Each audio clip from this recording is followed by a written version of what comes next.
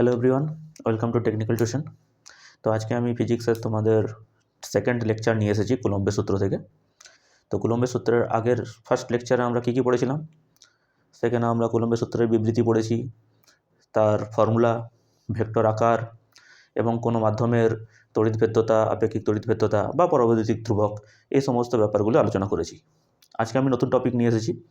তো তোমাদের কাছে রিকোয়েস্ট, ভালো করে মনোযোগ দিয়ে ভিডিওটা দেখবে এবং প্রপার নোট বানাবে।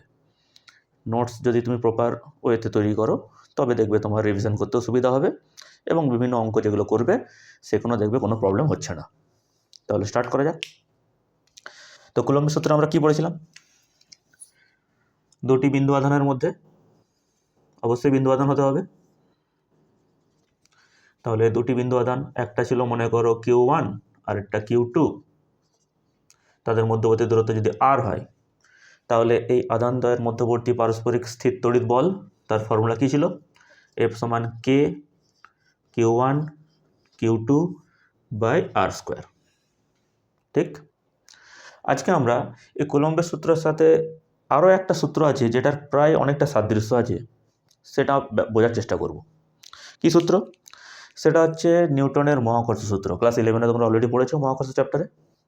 আমি জানতে চাইছি যে কুলম্বের সূত্রের সাথে নিউটনের মহাকর্ষ সূত্রের কী সাদৃশ্য আছে বা কি পার্থক্য আছে। ঠিক, তো দুদিকে আমি একটু লিখি, ব্যাপারটা একটু আলোচনা করা যাক। তাহলে এটা হচ্ছে কুলম্বস ল। Coulomb's law. তাহলে নিউটনের গ্র্যাভিটেশনাল লটা কি? এদিকে লিখে রাখি।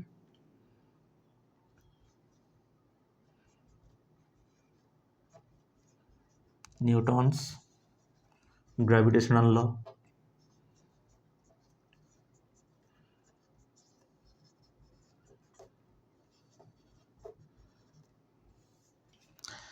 নিউটনের মহাকর্ষ সূত্র আশা করছি তোমাদের মনে আছে, বা মনে না থাকলে এখানে দেখো।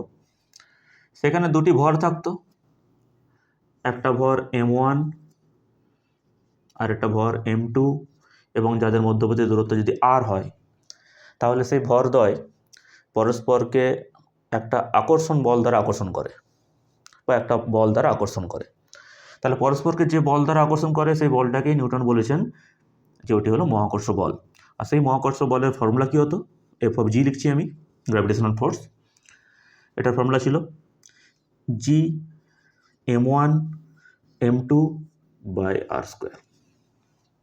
আমি যদি এটাকে একটু পার্থক্যর আকারে দেখাতে চাই তাহলে মাঝখানে একটা লাইন টেনে দিলাম। তাহলে দেখো প্রায় একই রকম ফর্মুলা। এখানে দুটি আধান ছিল, বিন্দু আধান, এবং তাদের মধ্যবর্তী দূরত্ব R হলে তড়িৎ বল কত হতো? F সমান K Q1 Q2 by R square. আর যখন তুমি দুটো ভর নেবে, দুটো ভরের বস্তু নেবে, সেই দুটো ভরের ক্ষেত্রে যদি R দূরত্ব থাকে তখন তাদের মধ্যবর্তী মহাকর্ষ বল কত হয়? G M1 M2 by R square. আশা করছি এগুলো জানো তোমরা। ঠিক, এটা ছিল 1 নম্বর। আমি যদি 2 নম্বরের কথা বলি, আর কি জানা যায়? এখানে দেখো কে হচ্ছে তোমার কুলম্বীয় ধ্রুবক, অলরেডি জানো, বা স্থির তড়িৎ ধ্রুবক। কে এর মান কত হয়? তুমি বলবে স্যার কে এর মান 1/4πε0 হবে। যদি এটা তোমার শূন্য মাধ্যম হয় বা বায়ু মাধ্যম হয় তাহলে এখানে ε0 লিখব।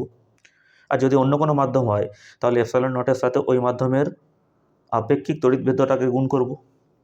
মানে যদি অন্য কোনো মাধ্যম হতো তখন কে সমান আমরা কি লিখতাম?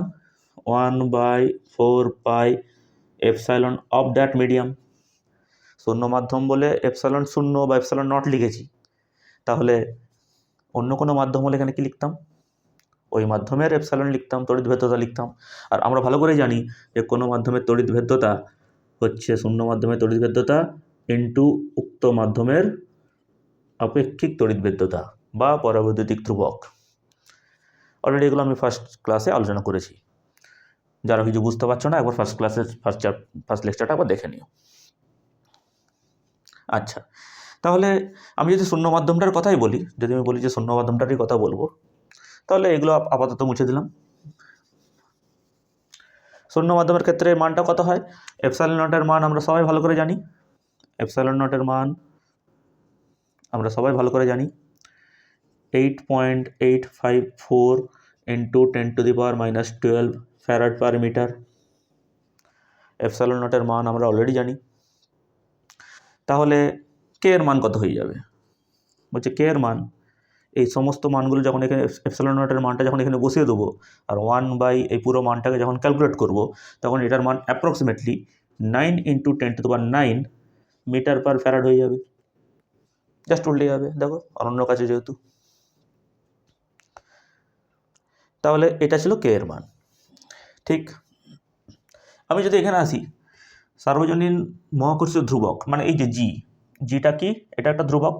নিউটনের ফর্মুলাতে নিউটন যে ধ্রুবকটা ইউজ করেছেন সেটার নাম কি দিয়েছেন উনি? সার্বজনীন মহাকর্ষীয় ধ্রুবক। তাহলে সার্বজনীন মহাকর্ষীয় ধ্রুবকের মান কত হয়? এটা হয় 6.67 into 10⁻11 newton metre square per KG square. ঠিকই ঠিক নয়? তাহলে দেখো এবার ধীরে ধীরে কিন্তু আমরা পার্থক্য খুঁজে পাচ্ছি। কি পার্থক্য? প্রথম কথা, ফর্মুলাতে তো পার্থক্য ছিলই, হ্যাঁ একই রকম দেখতে প্রায়, কিন্তু তাও তো পার্থক্য আছে। 2 নম্বর পার্থক্য, এদের ধ্রুবক দুটোর মধ্যে পার্থক্য আছে। আর কি, তোমাকে যদি আমি কোশ্চেন করি যে এখানে স্থির তড়িৎ বলটা বড় না মহাকর্ষীয় বলটা বড়, তাহলে তুমি ভালো করেই বলতে পারবে যে স্যার স্থির তড়িৎ বলটা বড়। ঠিকই ঠিক নয়? স্থির তড়িৎ বলের ক্ষেত্রে কে এর মানে দেখো 10⁻9 ঘাত আছে, কিন্তু মহাকর্ষীয় বলের ক্ষেত্রে দেখো এখানে যে ধ্রুবকটা তার 10⁻11 ঘাত আছে। নিশ্চয়ই 10⁻11 10⁻9 থেকে অনেক ছোট। তাহলে হ্যাঁ, আমরা বলতে পারি 3 নম্বরের ক্ষেত্রে যে এফটা মাচ গ্রেটার দ্যান এফজি হয়। এফ অর্থাৎ স্থির তড়িৎ বল মহাকর্ষ বলের তুলনায় অনেক বড় হয়। তাহলে এখানে যদি তুমি বলতে চাও যে আমি এখানে কি লিখবো, তাহলে এখানে লেখার জন্য তুমি বলতে পারবে, উল্টোটা বলে দেবে যে মহাকর্ষীয় বল মাচ লেস দ্যান এফ হয়। ঠিক, আশা করছি এই 3টে পার্ট তুমি বুঝতে পেরেছো। আর কি আছে পার্থক্য একটু পজ করে নোট করে নাও, তাহলে আমি নেক্সট পার্থক্যতে যাব। ওকে, দেখো নেক্সট পার্থক্য দেখো।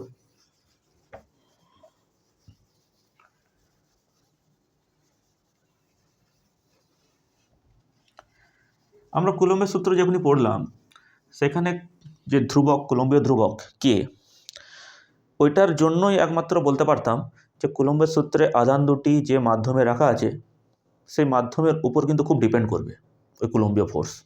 মানে কি, এই যে F equal to K Q1 Q2/r² তুমি লিখছিলে, আর তারপর এখানে কে এর মান যখন বসাতাম 1/4πε0, তারপর এখানে Q1 Q2/r², তাহলে আমি কি বলতে পারবো না যে ε0 হচ্ছে কোনো মাধ্যমের একটা ধর্ম, অর্থাৎ মাধ্যমের প্রকৃতির উপর ডিপেন্ড করছে এটা?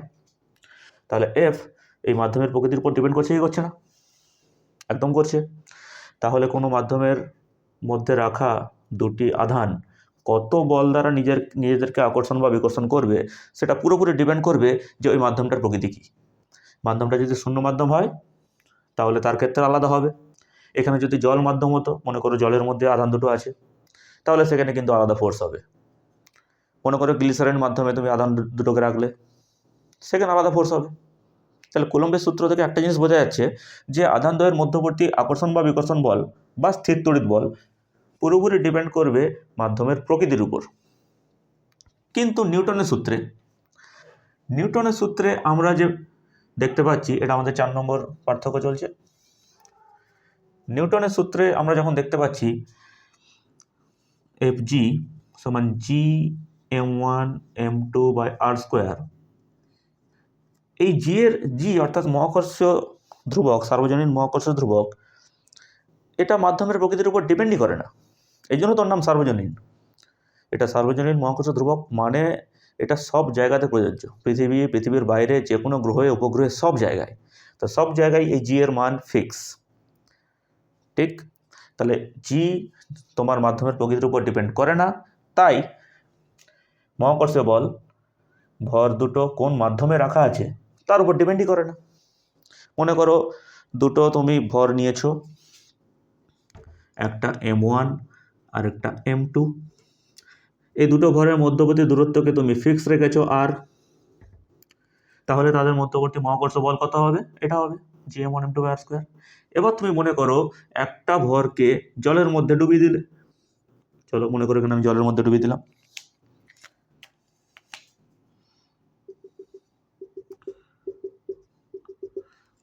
তাহলে একটা ভরকে যদি আমি জলের মধ্যে ডুবিয়ে দিই, এখনো যদি দুটো ভরের মধ্যবর্তী দূরত্ব আর থাকে, তাহলেও বলছে যে এই মহাকর্ষ বলের মানের কোনো পরিবর্তন হবে না, সেম থাকবে।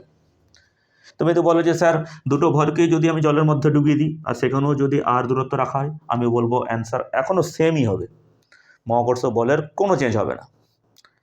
আশা করছি বুঝতে পারছো। তাহলে মহাকর্ষ বল মাধ্যমের উপর ডিপেন্ড করে না, কিন্তু কলম্বীয় বল বা স্থির তড়িৎ বল বা তড়িৎ বল তোমার মাধ্যমের উপর ডিপেন্ড করে। তাহলে এখানে কি লিখবো? F depends on medium.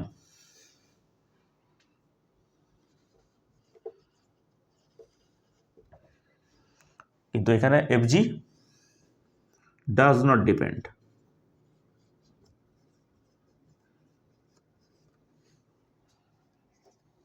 On medium.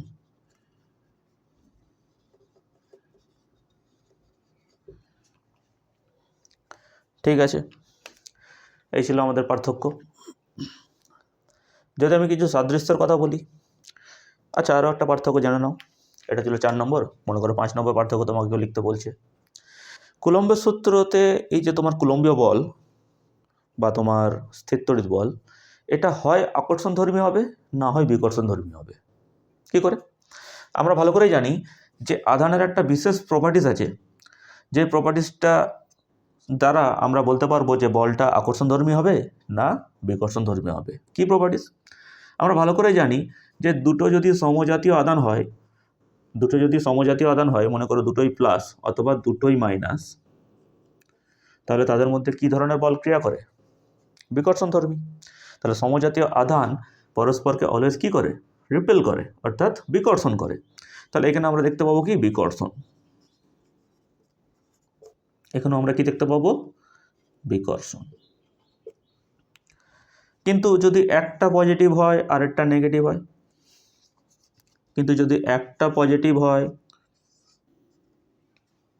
Negative হয়, তাহলে সেক্ষেত্রে আমরা দেখতে পাবো তাদের মধ্যে আকর্ষণ হচ্ছে।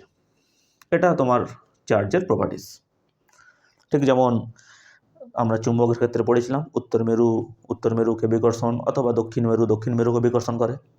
তো সেরকমই উত্তর মেরুর সামনে যদি দক্ষিণ মেরুকে নিয়ে চলে আসি, তখন তারা পরস্পরকে আকর্ষণ করবে। এখানেও আমরা সেই একই ব্যাপারটা বুঝবো যে সমজাতীয় আধান পরস্পরকে অলওয়েজ বিকর্ষণ করবে। এই আধানকে এই দিকে বিকর্ষণ করবে, আর এই আধানকে বাম দিকে বিকর্ষণ করবে। সিমিলারলি এটার ক্ষেত্রেও আমি বলতে পারবো। কিন্তু এখানে দেখো, পজিটিভ আধান নেগেটিভ আধানকে তার দিকে আকর্ষণ করবে, আর নেগেটিভ আধানও পজিটিভ আধানকে তার নিজের দিকে আকর্ষণ করবে। তাহলে এটা থেকে আমরা কি বলতে পারবো?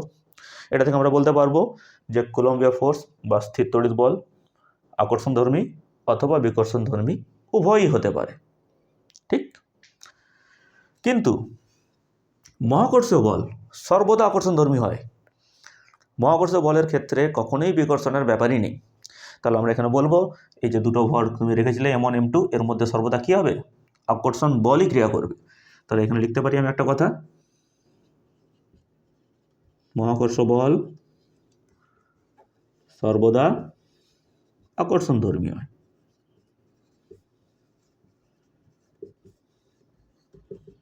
আর তুমি এটা লিখে নেবে যে স্থির তড়িৎ বল সর্বদা আকর্ষণধর্মী বা বিকর্ষণধর্মী উভয়ই হয়।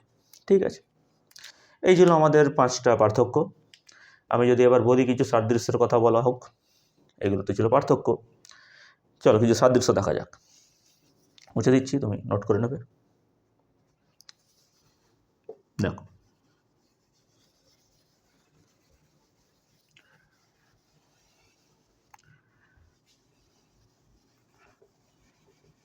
কি সিমিলারিটিস কি আছে দুজনের মধ্যে? যদি আমি সিমিলারিটিসের কথা বলি, দেখো 1 নম্বর সিমিলারিটিস লিখছি আমি কি বলতে পারি যে এখানে এফ প্রপোর্শনাল টু 1/r², অর্থাৎ দূরত্বের সাথে বর্গের ব্যস্তানুপাতিক। একদম। এখানেও দেখো মহাকর্ষীয় বল এফ জি, এটাও দূরত্বের সাথে বর্গের ব্যস্তানুপাতিক। দুটো ভরের মধ্যে যত দূরত্ব বেশি হবে তত মহাকর্ষ বল কম হবে, আর যত দূরত্ব কম হবে তত মহাকর্ষ বল বেশি হবে। নেক্সট, এখানেও একই কথা বলতে পারি, দুটি বিন্দু আধানের মধ্যে যত দূরত্ব বেশি হবে তত তাদের মধ্যে তড়িৎ বল কম হবে, আর তাদের মধ্যে দূরত্ব যত কম হবে, তারা যত কাছাকাছি আসবে তত ফোর্সের মান বেশি হবে। আমি যদি বলি যে গ্রাফ কেমন হয়, অলরেডি তোমরা গ্রাফ দেখেছো, তাহলে এফ ভার্সেস আর এর গ্রাফ যদি এখানে আমি বানাই, আর এখানে যদি আমি এফ জি ভার্সেস আর এর গ্রাফ বানাই, তাহলে এই গ্রাফগুলো দেখতে কেমন হয়? রেক্ট্যাঙ্গুলার হাইপারবোলা হয়। ক্লিয়ার? এগুলো হচ্ছে সিমিলারিটিস। ঠিক, আর কি সিমিলারিটিস আছে এদের মধ্যে? পজ করে নোট করো। আর কি সিমিলারিটিস আছে দেখো। নেক্সট 2 নম্বর দেখো,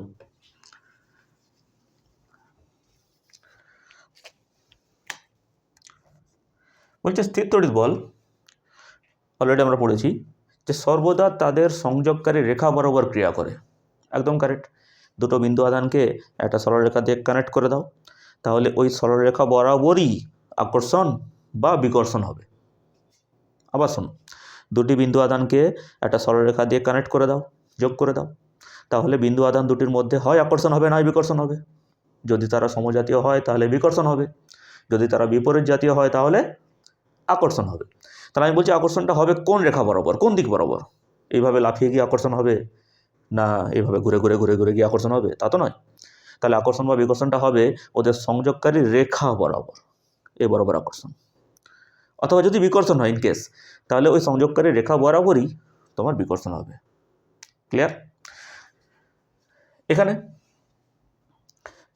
বলছে এখানে যে দুটো ভর নেব আমি, সে দুটো ভরের মধ্যেও আকর্ষণটা তাদের ভর কেন্দ্রের সংযোগকারী রেখা বরাবর হবে। Very important. দুটো ভর আমি যাই নিই না কেন, মনে করো আমি এখানে দুটো ভর নিলাম, একটা হচ্ছে M1 আর এটা হচ্ছে M2। এদের ভর কেন্দ্র নিশ্চয়ই এখানে থাকবে আর এখানে থাকবে। তাহলে এদের ভর কেন্দ্রের সংযোগকারী রেখা মানে কোনটা, আগে কানেক্ট করে দাও। চলো আগে কানেক্ট করে দিলাম।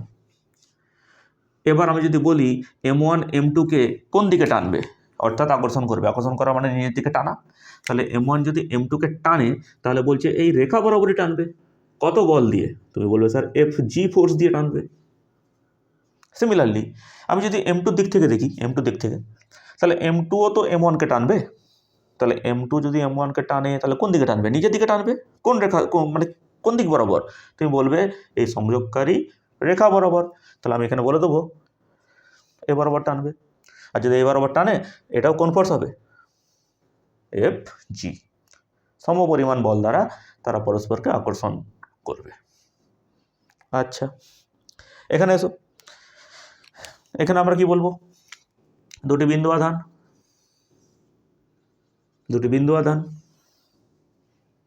একটা মনে করো Q1 আর একটা মনে করো Q2। চলো তোমার সুবিধার জন্য একটু অন্যরকম নিচ্ছি। মনে করো এটা হচ্ছে নেগেটিভ আধান, বলে দিয়েছে কোশ্চেনে। তাহলে একটা পজিটিভ একটা নেগেটিভ আমি দেখতেই পাচ্ছি। এবার যদি আমি তোমাকে কোশ্চেন করি যে বলো Q1 Q2কে কি করবে, অর্থাৎ Q1 Q2-র উপর কি পরিমাণ বল লাগাবে, কোন দিকে লাগাবে, তাহলে তুমি বলবে Q1 পজিটিভ আধান, Q2 নেগেটিভ আধান, তাহলে Q1 Q2কে আকর্ষণ করবে কোন দিক বরাবর? তুমি বলবে স্যার সংযোগকারী রেখা বরাবর। কত ফোর্স দিয়ে? বলবে F দ্বারা, এই যে। সিমিলারলি আমি যদি এদিক থেকে আবার বলি, Q2কে আমি জিজ্ঞেস করলাম যে Q2 Q1-এর উপর কি পরিমাণ বল লাগাবে, তাহলে Q2 বলবে যে আমি ওকে আকর্ষণ করব। কেন? Q2 নেগেটিভ ও পজিটিভ। Q2 যদি ধরো মনে করো আমি Q2, আমি যদি নেগেটিভ হয় তাহলে আমি পজিটিভকে কী করব? আকর্ষণ করব। তাহলে আকর্ষণ যদি করব কেমনভাবে? আকাশের উপর দিকে উড়িয়ে, না এদিক থেকে ঘুরে ঘুরে ঘুরে ঘুরে এইভাবে? না, যে কোনো পথ বরাবর না। আকর্ষণ করব আমরা একদম সংযোগকারী রেখা বরাবর, সংযোগকারী রেখা বরাবর দেখো তো এই রেখাটা না, তাহলে কেউ আকর্ষণ করবে এ বরাবর। কত ফোর্স দ্বারা? তুমি বলবে স্যার এফ ফোর্স দ্বারা। আশা করছি ঢুকছে মাথায়। এটা খুব ইম্পর্টেন্ট, আমরা একটু পরে কুলম্বের যখন অঙ্ক করব তখন তুমি এগুলো খুব কাজে লাগাতে পারবে। আচ্ছা, এখানে আরেকটা উদাহরণ নিয়ে নিই। মনে করো দুটোই সমজাতীয় আধান, তখন কি হবে? যদি দুটোই সমজাতীয় আধান নিয়ে নিই, মনে করো এটা হচ্ছে তোমার Q1 পজিটিভ, আর এটাকেও মনে করো Q2 একটা পজিটিভ আধান। তাহলে দুটোই যদি পজিটিভ আধান হয়, তাহলে পজিটিভকে কি করবে? বিকর্ষণ করবে। তাহলে Q1 বিকর্ষণ করে মানে ঠেলা। বিকর্ষণ করে দেওয়া মানে কি? Q1 Q2কে ঠেলবে। তাহলে Q1 Q2কে যদি ঠেলে, কোন দিকে ঠেলবে? বলছে এই যে সংযোগকারী রেখা, এই সংযোগকারী রেখা বরাবর ঠেলবে। চলো ভালো করে সলিড বানিয়ে দিচ্ছে। সিমিলারলি Q2কে যদি আমি বলি যে Q1 এর উপর কী পরিমাণ বল প্রয়োগ করবে, বল পরিমাণ তো Fই করবে, কিন্তু সেই বলের প্রকৃতি কেমন? আকর্ষণ না বিকর্ষণ? এখানেও সেই একই অ্যান্সার, বিকর্ষণ। যেহেতু এরা সমজাতীয় আধান, তাই তারা করবে তাকে বিকর্ষণ। তাহলে Q2 Q1কে ঠেলবে। কোন দিক বরাবর? এই সংযোগকারী রেখা বরাবর। খুব ভালো করে মাথা ঢোকাও, এই সংযোগকারী রেখা বরাবরই ঠেলবে। তাহলে কেমন হবে? এই বরাবর। কত পরিমাণ বল? এদিকেও যদি এফ বল লাগে, এদিকেও এফ বল লাগবে। ফ্রম নিউটনস থার্ড ল, প্রত্যেক ক্রিয়ারই একটি সমান ও বিপরীত প্রতিক্রিয়া আছে। ঠিক নয়? আমি যদি তোমাকে এফ বল দিয়ে ঠেলি, তাহলে অটোমেটিক তুমিও আমাকে এফ বল দিয়ে উল্টো দিকে ঠেলেছো। আচ্ছা, ওগুলো আমরা পরে আলোচনা করব। তোমরা অলরেডি ক্লাস 11-এ পড়েছো নিউটনস ল। তাহলে এই ছিল আমাদের কুলম্বের সূত্র আর নিউটনের গ্র্যাভিটেশনাল ল বা মহাকর্ষ সূত্রের মধ্যে কিছু পার্থক্য, কিছু সাদৃশ্য। দুটো আশা করছি তুমি ক্লিয়ারলি বুঝতে পেরেছো। যে 2 নম্বরটা যদি তোমরা কেউ লিখতে চাও তাহলে লিখবে যে কুলম্বীয় বল সর্বদা আধানদ্বয়ের সংযোগকারী রেখা বরাবর ক্রিয়া করে। এখানেও লিখবে যে মহাকর্ষ বল সর্বদা ভর দুটির সংযোগকারী রেখা বরাবর ক্রিয়া করে। আচ্ছা, এভাবে প্রপার নোট বানাবে। তাহলে বস করে নোট করো, আমি এবার মুছবো। ওকে,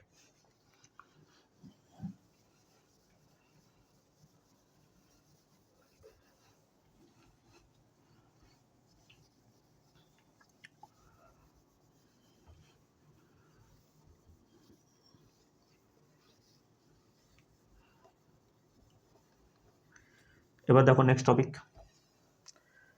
তাহলে কুলম্বের সূত্র যে পড়লাম, এই সূত্রের এবার আমরা নেক্সট টপিক যেটা আলোচনা করব সেটা হচ্ছে সীমাবদ্ধতা, লিমিটেশন। তোমার মনে প্রশ্ন হতেই পারে যে কুলম্বের সূত্রের কিছু তো সূত্রের সীমাবদ্ধতা থাকতে পারে। তাহলে হ্যাঁ, স্বাভাবিকভাবেই যত সূত্র আছে এই দুনিয়াতে, প্রকৃতিতে, তার কিছু না কিছু লিমিটেশন আমরা দেখতেই পাই। তাহলে এই ক্ষেত্রে আমরা কিছু লিমিটেশন দেখতে চাই যে কুলম্বের সূত্রের কোথায় কোথায় সীমাবদ্ধতা আছে বা কোথায় কোথায় অ্যাপ্লাই করা যাবে না। সব জায়গায় তো অ্যাপ্লাই করা যাবে না কুলম্বের সূত্রকে, তাহলে কোথায় অ্যাপ্লাই করা যাবে না? তাহলে আমি এখানে পাশেই লিখছি কুলম্বের সূত্রের কি সীমাবদ্ধতা বা লিমিটেশন। তোমরা সবাই হেডিং দেবে।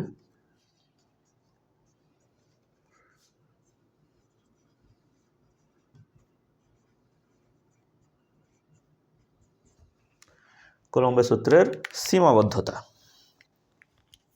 দেখো।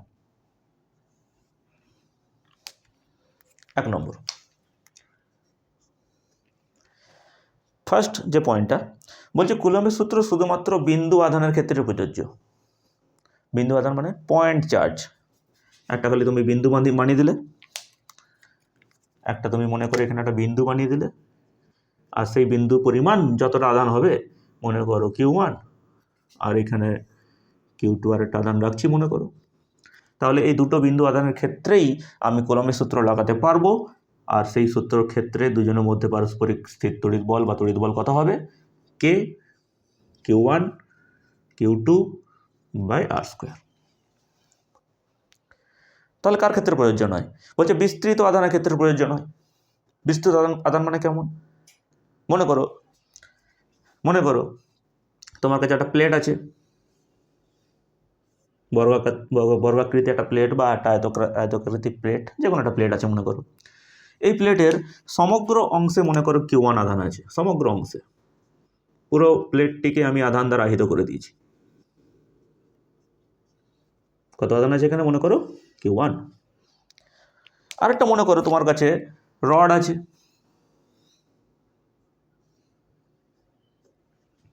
এই রডটাতে মনে করো আমি আধান দিয়ে দিছি সমগ্র অংশে। এবার যদি আমি তোমাকে কোশ্চেন করি যে Q1 আর Q2 পরিমাণ আধানের মধ্যে কত কুলম্ব ফোর্স লাগবে বা কত স্থির তড়িৎ বল লাগবে, তাহলে তুমি কি করে বের করবে? মনে করো দুজনের মধ্যবর্তী দূরত্ব আমি বলে দিয়েছি, এর ভর কেন্দ্র থেকে ওর ভর কেন্দ্র, এই দূরত্বটা r। এবার যদি তুমি বলো যে স্যার এ তো সিম্পল, F সমান K Q1 Q2 by r² হবে, তাহলে হয়ে যাবে তোমার কি এটা রং। তাহলে হয়ে যাবে তোমার এটা রং। কেন রং? কারণ কুলম্বের সূত্র বিস্তৃত আধানের ক্ষেত্রে প্রযোজ্যই নয়। এবার একটু মজাদার কথা শোনো, এই সূত্রটা কারেক্ট হয়ে যাবে কি করে? যদি তুমি এই দুটোকে বিন্দু বানিয়ে দাও। বলবে স্যার এত বড় বড় পাত রড দেখতে পাচ্ছি, এগুলো আবার বিন্দু হবে কি করে? তোমাকে যদি আমি অনেক দূর থেকে এই দুটোকে দেখতে বলি, অনেক দূর থেকে, তাহলে তুমি এটাকে আর পাত দেখতে পাবে না, এটা বিন্দু হয়ে যাবে। আর এটাকে তুমি আর রড দেখতে পাবে না, এটা একটা বিন্দু হয়ে যাবে। তাহলে কুলম্বের সূত্রে এই যে তোমার ফোর্সটা, এটা কি ডিপেন্ড করছে যে অবজারভার কোথায় আছে, অর্থাৎ দর্শক বা যে দেখছে বা যে অ্যাপ্লাই করতে চাইছে সে কোথায় আছে, তার অবস্থানটা কি খুব ইম্পর্টেন্ট? আমি বলবো হ্যাঁ, ইয়েস, একদম। অবজারভারের পজিশনের উপর কমপ্লিটলি ডিপেন্ড করে এটা। আমি যদি অনেক দূর থেকে দেখি, তাহলে এই Q1 চার্জের যে পাথটা, এটা একটা বিন্দু হয়ে যাবে।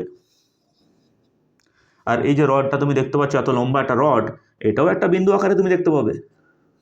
এবার এদের মধ্যবর্তী দূরত্বকে তুমি আর বলেছো, তখন এই সূত্র প্রযোজ্য হয়ে যাবে, তখন কারেক্ট হয়ে যাবে এটা। ক্লিয়ার? তাহলে আপাতত আমি এখানে যেটা ডিসকাস করছি, যে আমি ধরে নিয়েছি যে অবজারভার এখন একদম সামনে আছে, সে কোনোটাকেই বিন্দু দেখছে না, সে পাথটাকে পাথই দেখছে বড়, এবং রডটাকে রডই দেখতে পাচ্ছে, অর্থাৎ বিস্তৃত বস্তু দেখতে পাচ্ছে। তাহলে সেই ক্ষেত্রে তোমার কুলম্বের সূত্র কি হবে না? অ্যাপ্লিকেবল হবে না। ঠিক, এটা ছিল প্রথম সীমাবদ্ধতা, যে কুলম্বের সূত্র শুধুমাত্র বিন্দু আধানের ক্ষেত্রে প্রযোজ্য, বিস্তৃত আধানের ক্ষেত্রে প্রযোজ্য নয়। বিস্তৃত আধানের ক্ষেত্রে কুলম্বের সূত্র কিভাবে ইউজ করব, সেটা আমরা অঙ্ক যখন করব দেখাবো। সেখানে আমরা ছোট্ট এলিমেন্টাল একটা পিস নিয়ে নেবো, যেটা বিন্দুর মতো দেখতে লাগবে, তার জন্য আমরা ফোর্স বের করব, তারপর সেখানে আমরা ইন্টিগ্রেশন করব, দেখাবো আমি। আচ্ছা, এটা হলো প্রথম সীমাবদ্ধতা, তোমরা লিখে নেবে ভালো করে পজ করে আমি যা যা বলেছি। আচ্ছা, নেক্সট দেখো,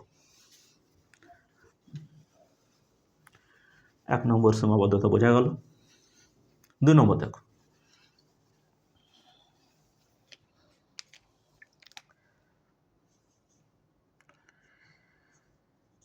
বলছে গতিশীল আধানের ক্ষেত্রে কুলম্বের সূত্র প্রযোজ্য নয়।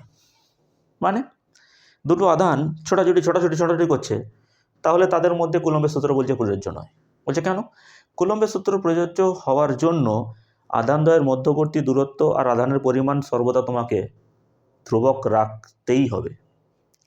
যদি তাদের দূরত্ব ক্রমাগত চেঞ্জ হতে থাকে দুটো আধানের মধ্যবর্তী, তখন তাদের মধ্যবর্তী ফোর্সটাও তো চেঞ্জ হতে থাকবে, তখন সেই ক্ষেত্রে কুলম্বের সূত্র অ্যাপ্লিকেবল হবে না। কুলম্বের সূত্রতে বা কুলম্ব, আমাদের চার্লস কুলম্ব ক্লিয়ারলি পুরো বলে গেছেন এবং প্রমাণও করে গেছেন যে কি দুটি বিন্দু আধানকে স্থির থাকতে হবে। এই জন্য তো ইলেকট্রোস্ট্যাটিক্স এই চ্যাপ্টারটার নাম। এবার স্থির মানে কেমন? একটা আধান আরেকটা আধান দুজনের মধ্যবর্তী যদি দূরত্বটা স্থির থাকে, তখন কুলম্বের সূত্র অ্যাপ্লিকেবল হয়ে যাবে। এবার দুজন যদি গতিশীল হয়, তখন সেখানে কোনো রকমেই কুলম্বের সূত্র অ্যাপ্লিকেবল হবে না। মানে একটু বোঝা যাক, মনে করো Q1 আধান, এটা ভি বেগে গতিশীল এইদিকে, আরেকটা মনে করো Q2 আধান এখানে আছে, এটা তোমার এই বরাবর ভি ড্যাশ বেগে গতিশীল। তাহলে দুটো আধান দেখতে পাচ্ছি আমি পরস্পর দূরে দূরে সরে সরে চলে যাচ্ছে।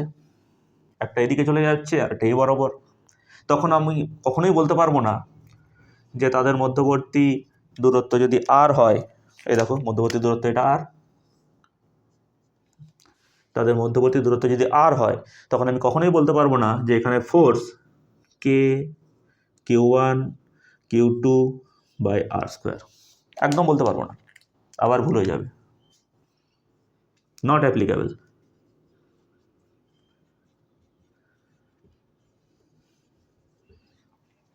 Not applicable.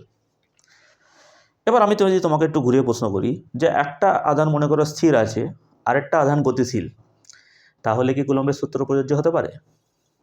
তাহলে আমার অ্যান্সার আবার হবে নো। একটা আধান স্থির আরেকটা আধান গতিশীল, যদি তাদের মধ্যবর্তী দূরত্ব এবং আধানের পরিমাণের কোনো চেঞ্জ না হয় তবেই প্রযোজ্য হবে, আদারওয়াইজ প্রযোজ্য হবে না। চলো এখানে দুটো কেস বানাই। মনে করো এই Q1 আধানটা স্থির স্থির আছে, তাহলে কোনো বেগ নেই। তাহলে Q1 আধানটা যদি স্থির থাকে আর Q2 আধানটা যদি এইভাবে চলে যেতে থাকে, তাহলে দেখো তো ধীরে ধীরে তার আরের পরিমাণটা বেড়ে বেড়ে চলে যাচ্ছে না? দুজনের আধানের পরিমাণ তো কোনো চেঞ্জ হচ্ছে না, কিন্তু মধ্যবর্তী দূরত্বের মানটা ধীরে ধীরে চেঞ্জ হচ্ছে। তাহলে হ্যাঁ, এখানে এটা অ্যাপ্লিকেবল হবে না। একটা আধান স্থির আর একটা আধান গতিশীল, অ্যাপ্লিকেবল হলো না। কিন্তু আমি যদি এরকম নিই,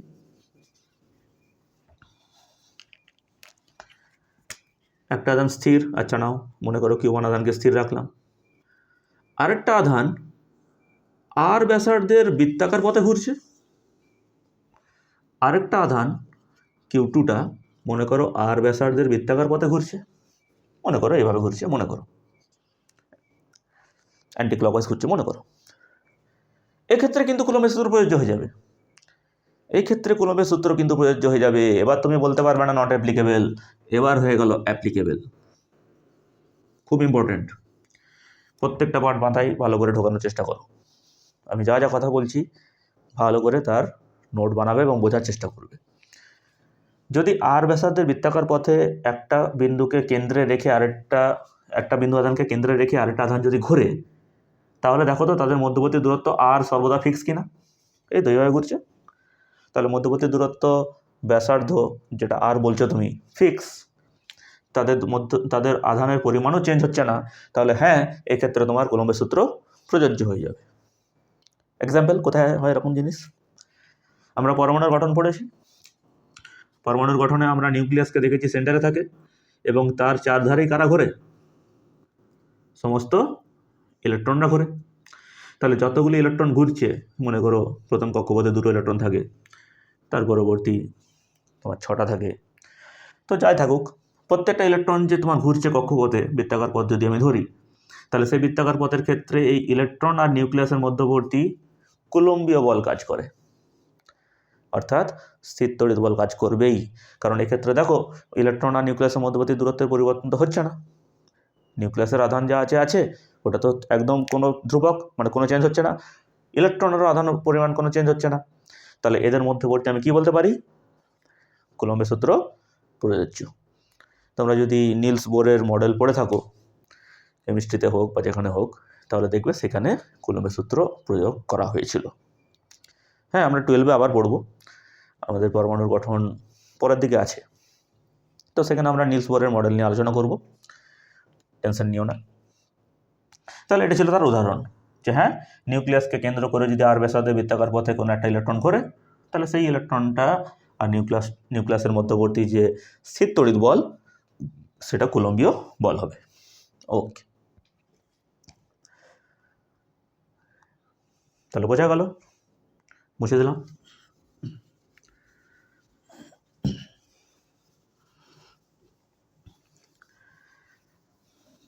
তাহলে এই ছিল আমাদের কুলম্বের সূত্রের সীমাবদ্ধতা। 3টে সীমাবদ্ধতা আমি আলোচনা করলাম। কি কি? যে বিন্দু আধানের জন্য প্রযোজ্য, বিস্তৃত আধানের জন্য প্রযোজ্য নয়।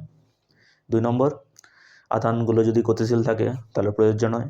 আর লাস্ট, একটি আধান স্থির আর একটি আধান যদি গতিশীল হয় তাহলে সেক্ষেত্রে প্রযোজ্য হতেও পারে, আবার নাও হতে পারে। কখন প্রযোজ্য হবে? যখন একটা স্থির আরেকজন গতিশীল তার সাথে বৃত্তাকারে যদি ঘোরে এইভাবে, অর্থাৎ দূরত্বটা যদি ধ্রুবক থাকে। আর কখন প্রযোজ্য হবে না? যখন একজন স্থির আরেকজন গতিশীল এমনভাবে যে তার মধ্যবর্তী দূরত্ব সবসময় চেঞ্জ হচ্ছে, তখন সেক্ষেত্রে প্রযোজ্য হবে না। ক্লিয়ার? ওকে, এবার আমি আসছি নেক্সট টপিক। এই ছিল তোমার কুলম্বের সূত্রের সীমাবদ্ধতা। নেক্সট টপিক দেখো, উপরিপাতনের নীতি, প্রিন্সিপাল অফ সুপারপজিশন, উপরিপাতনের নীতি।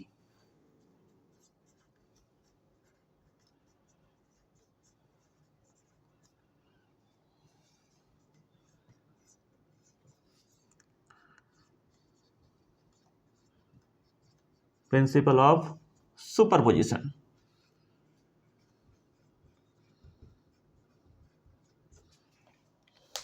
কি জিনিস এটা? উপরিপাতনের নীতি কাকে বলে? বলছে কোনো একটি স্থানে যদি n সংখ্যক আধান থাকে, মনে করো কোনো একটি স্থানে n সংখ্যক আধান আছে, বিন্দু আধান, তাহলে সেই ক্ষেত্রে একটা বিন্দু আধানের উপর যদি আমি দেখতে চাই যে নেট ফোর্স কত, একটা বিন্দু আধানের উপর নেট ফোর্স কত যদি আমি দেখতে চাই, তখন বাকি যত আধানগুলি আছে সে সমস্ত আধানের নেট ফোর্সের ভেক্টর যোগফল হবে তার উপর প্রযুক্ত নেট ফোর্স। এটাই হচ্ছে তোমার উপরিপাতনের নীতি। একটু বোঝার চেষ্টা করি। মনে করো কোনো স্থানে মনে করো এই 5টি বিন্দু আধান আছে, মনে করো, নাম দিচ্ছি, এটা মনে করো Q1, এটা মনে করো Q2, Q3, Q4, Q5। তাহলে একটি স্থানে যদি 5টি আধান রাখা থাকে, তাহলে সেই 5টি আধান একে অপরের উপর তো ফোর্স লাগাচ্ছে, আকর্ষণ বল বা বিকর্ষণ বল, কুলম্বীয় ফোর্স তো লাগাচ্ছে তারা। আমি যদি তোমাকে কোশ্চেন করি যে বলো তো এই Q3 আধানটার উপর কত ফোর্স লাগছে, তো Q3 আধানের উপর যে ফোর্সটা লাগবে নেট ফোর্স, সেটা হচ্ছে Q1, Q2, Q4 আর Q5 আধান সেপারেট যে ফোর্স লাগাচ্ছে তাদের ভেক্টর যোগফলের সমান।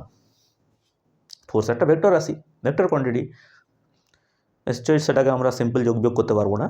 তাহলে আমি কেমনভাবে এটা ক্যালকুলেট করব? তাহলে ক্যালকুলেট করার উপায় দেখো। মনে করো Q4টা এখানে আছে, মনে করো, একটু সাইডে লিখছি আর কি। তাহলে আমি যদি বলি Q3-র উপর নেট ফোর্স কত, নেট ফোর্স এফ নেট, তাহলে আমি প্রথমে Q1-এর জন্য ফোর্স বের করব। Q1-এর জন্য ফোর্স কী করে বের করব? Q1 আর Q3-কে কানেক্ট করে দেবো। Q1 আর Q3-কে একটা সংযোগকারী রেখা দিয়ে কানেক্ট করে দেবো। মনে করো এই দূরত্বটা হচ্ছে R1। Q1 Q3-র মধ্যে দূরত্ব যদি R1 হয়, তাহলে কুলম্বের সূত্র অনুযায়ী যে ফোর্সটা লাগবে সেই ফোর্সটা মনে করো F1। পাবো কি পাবো না F1? Q1 Q3-র উপর F1 ফোর্স লাগাবে। আচ্ছা, ঠিক আছে, পেলাম।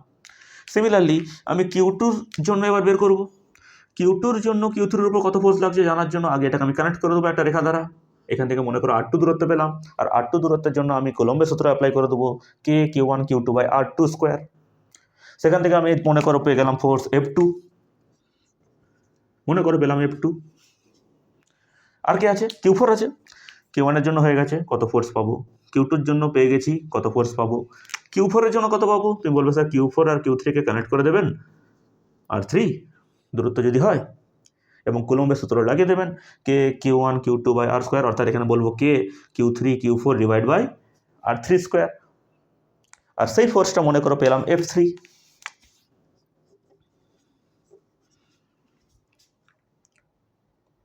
হ্যাঁ, Q4-এর জন্য মনে করো F3 পেলাম। আর লাস্ট Q5-এর জন্য আমাকে ফোর্স বের করতে হবে। তাহলে আমি Q5-কে কানেক্ট করে দেবো Q3 আধানের সাথে। আর মনে করো এই দূরত্বটা হচ্ছে R4, এবং এখানেও আমি এই দুটো বিন্দু আধানের জন্য কুলম্বের ফর্মুলা লাগিয়ে দেবো। কুলম্বের ফর্মুলা লাগিয়ে আমি যে ফোর্সটা পাবো মনে করো সেটা হচ্ছে F4। তাহলে এই যতগুলো তুমি ফোর্স পেলে, এই সব কটা ফোর্সের ভেক্টর যোগফল করে দিলেই তুমি Q3-র উপর নেট ফোর্স পেয়ে যাবে। এটা তো স্বাভাবিক কথা। এক জায়গাতে একটা বিন্দু আধান আছে, আশেপাশে আরও 4টে আধান আছে, তাহলে নিশ্চয়ই এই বিন্দু আধানটার উপর একটা আধানের জন্যই কোনো রকম বল অ্যাপ্লাই হবে না, বাকিরাও তো বল অ্যাপ্লাই করবে। এখানে Q2 অ্যাপ্লাই করবে, Q1 এর উপর ফোর্স অ্যাপ্লাই করবে, Q4 অ্যাপ্লাই করবে, Q5 অ্যাপ্লাই করবে। তাহলে সব কটা ফোর্সের নেট বের করে দিলেই Q3 এর উপর নেট ফোর্স পেয়ে যাব। এটা হচ্ছে উপরিপাতনের নীতি। তাহলে কালকের দিনে আমি যদি বলি যে এখানে n সংখ্যক আধান আছে, তাহলে n সংখ্যক আধানের ক্ষেত্রে আমি কি বলবো, কোনো আধানের উপর এই ফোর্সগুলো পরপর অ্যাড করে করে চলে যাবো। কেমন লিখবো, dot dot dot dot dot Fn। এখানে যদি n সংখ্যক আধান থাকতো, মনে করো এখানে n-তম আধান রাখা আছে Qn, তাহলে Qn আধানের জন্য যতগুলো আধান আছে মোট সব আধানের জন্য আমাকে ফোর্সগুলো বের করতে হবে এবং তাদের ভেক্টর সাম করে দিতে হবে। এটা ছিল উপরিপাতনের নীতি। ভালো করে নোট করবে এবং বুঝবে এটা।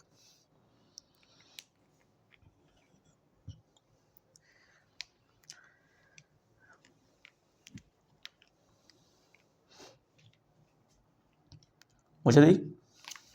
তাহলে এই যে আপনি একটা কার জন্য বের করেছি, অন Q3, অন Q3 বাস তুমি লিখে নাও যে Q3 আধানের উপর নেট ফোর্স।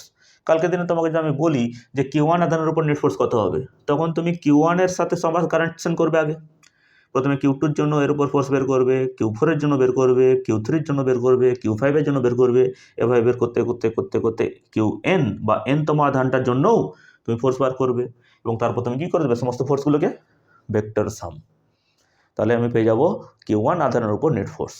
তোমাকে যে কোনো আধান বলুক, যে কোনো Q1 বলুক, Q2 বলুক, Q3 বলুক, যে কোনো আধান, তোমাকে যে আধানটার উপর নেট ফোর্স বার করতে বলবে সেই আধানটিকে বাদ দিয়ে বাকি সমস্ত যতগুলি আধান ওই জায়গাতে আছে সেই সমস্ত আধানের জন্য আগে তুমি ফোর্স বের করবে, সিঙ্গেল সিঙ্গেল। প্রত্যেকটা সেপারেট ফোর্স বের করে দেওয়ার পর তাদের তুমি করবে ভেক্টর সাম। এটা মাথায় রাখবে, ভেক্টর সাম করতে হবে, শুধু সাম না। আচ্ছা, চলো আমরা যখন অঙ্ক নেবো বা অঙ্ক এখন নিতে চলেছি, আমি দেখো এবার এই উপরিপাতনের নীতি অনুযায়ী আমি অঙ্ক নিতে চলেছি, তাহলে তোমার ক্লিয়ার হয়ে যাবে ব্যাপারটা। আচ্ছা, বুঝে দিলাম।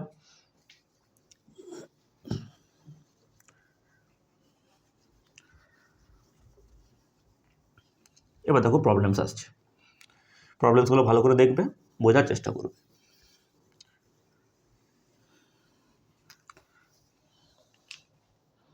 ফার্স্ট কোশ্চেন,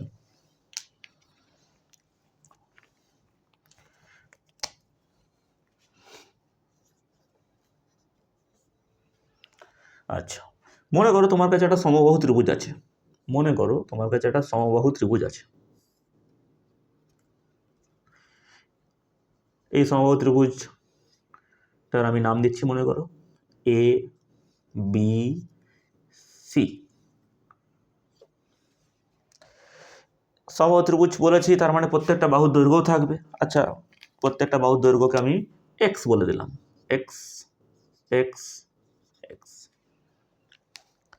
এবার এই সমবাহু ত্রিভুজের তিনটে শীর্ষবিন্দুতে তিনটে আধান রাখা আছে। মনে করো এখানে আধান রাখা আছে কিউ, এখানেও কিউ, আর এখানেও মনে করো কিউ। তিনটে দেখো পজিটিভ আধান রাখা আছে বলে দেওয়া হয়েছে। এবার যদি আমি তোমাকে কোশ্চেন করি যে সি বিন্দুতে রাখা আধানটির উপর কত বল প্রযুক্ত হবে এবং কোন দিকে, তাহলে লিখছি কোশ্চেনটা আমি। সি বিন্দুতে রাখা আধানটির ওপর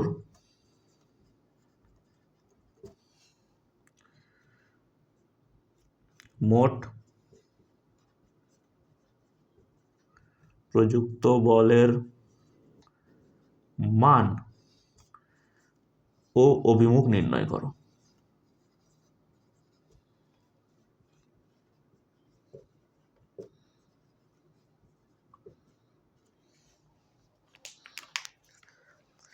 চলো পর্ব করবো, কি করে করা যাবে।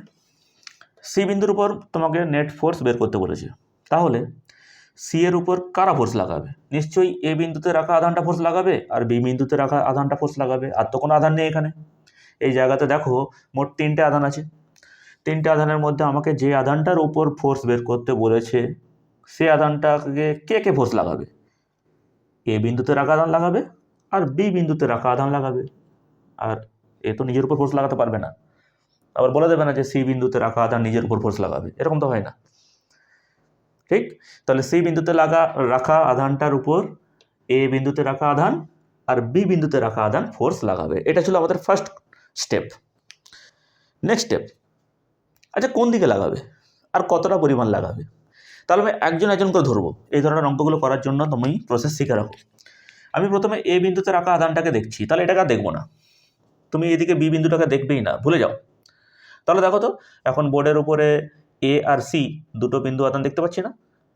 এ বিন্দুতে রাখা আধান সি বিন্দুতে রাখা যে আধানটা কি করবে, তার উপর ফোর্স লাগাবে। কেমন ফোর্স? বিকর্ষণ ফোর্স। কেন? এরা দুজন পরস্পর পজিটিভ, পজিটিভ পজিটিভ আধান পরস্পরকে কি করে, বিকর্ষণ করে। আবার কোশ্চেন, কোন দিকে বিকর্ষণ করবে? তাকাও এদিকে, এ সি রেখা বরাবর বিকর্ষণ করবে না? আমি তো প্রথম থেকেই বলছি যে কলম্বীয় ফোর্স বা স্থির তড়িৎ বল সর্বদা আধান দুটির সংযোগকারী রেখা বরাবর ক্রিয়া করে। তাহলে এ বিন্দুতে রাখা আধান সি বিন্দুতে রাখা আধানকে এই বরাবর বিকর্ষণ করবে কি করবে না? একদম এসি বরাবর বিকর্ষণ করবে। সংযোগকারী রেখা মানে এসি বোঝাচ্ছে, তাহলে এসি বরাবর নিচের দিকে এভাবে বিকর্ষণ করবে। তাহলে এই ফোর্সটার নাম আমি দিচ্ছি, দেখো, force on C due to A. দেখো, force on C due to A. চলো ভেক্টর রাশি যেহেতু ভেক্টর দিলাম। এ বিন্দুর জন্য ফোর্স কোন দিকে লাগবে মার্ক করে আমি দিলাম, মান বের করছি এখন আমি। চলো বি বিন্দুর জন্য করে করি। যদি বি বিন্দুতে রাখা আধানটার জন্য দেখি, তাহলে বি বিন্দুতেও পজিটিভ আধান রাখা আছে, সি বিন্দুতেও পজিটিভ তো আছেই। তাহলে পজিটিভ পজিটিভকে বিকর্ষণ করবে, তাহলে কোন দিকে বিকর্ষণ করবে? বিকর্ষণ করা মানে ঠেলা, তাহলে বি সি বরাবর ঠেলবে। তাহলে বি সি বরাবর কেমনভাবে বিকর্ষণ করবে? এই বরাবর।